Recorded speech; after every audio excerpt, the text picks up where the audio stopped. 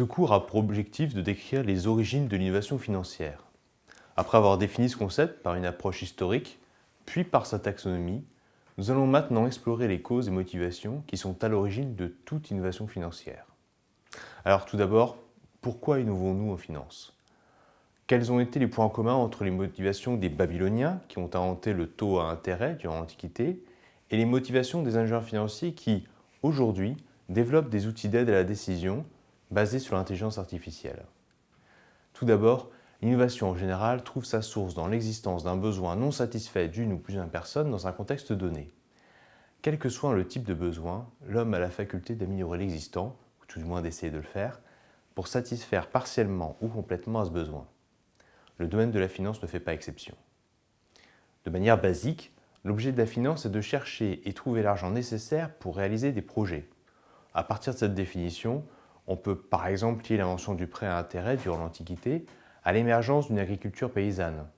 En effet, nous avons vu que l'émergence des premières villes en Mésopotamie a requis une agriculture dont la production devait pouvoir subvenir aux besoins d'une population concentrée sur un territoire limité. Or, la nature même de l'agriculture induit une production cyclique, 1 à 2 récoltes par an, soumise à des aléas comme la météo ou les parasites. L'agriculteur a des coûts de production, l'amortissement d'un achat ou la location de terres agricoles, l'achat du grain à semer, etc., pendant plusieurs mois avant de pouvoir récolter ce qu'il a semé. Pendant ce temps, cet agriculteur est soumis à un risque aléatoire en termes de production et donc de bénéfices, du semis jusqu'à la récolte. Le besoin en termes de financement des agriculteurs de l'Antiquité est donc considéré comme une source de l'invention du prêt à intérêt. De la même manière, les historiens considèrent que l'activité bancaire en Égypte est née du besoin des agriculteurs de stocker leur production dans des endroits sécurisés.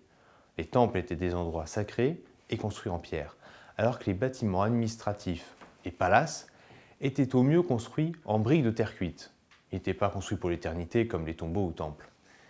Aussi, comme l'économie de l'Égypte antique était de type redistributive, les temples sont naturellement passés d'une activité de dépôt à une activité bancaire, dans le sens où des reçus de stock de grains pouvaient être échangés et servir, d'une certaine manière, de moyen de paiement.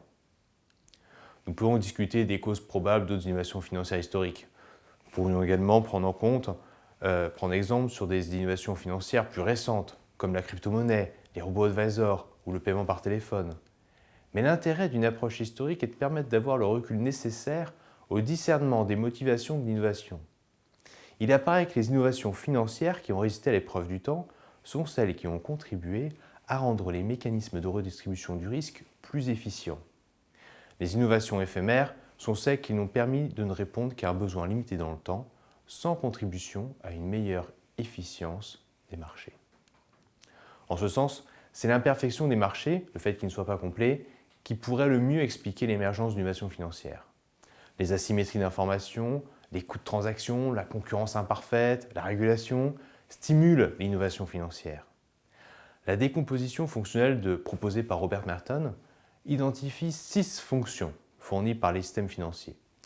Le déplacement des fonds dans le temps et dans l'espace, la mise en commun des fonds, la gestion des risques, l'extraction d'informations pour soutenir la prise de décision, la résolution des problèmes d'aléa moral et d'asymétrie de l'information, et enfin la facilitation de la vente ou de l'achat de biens et de services par le biais d'un système de paiement.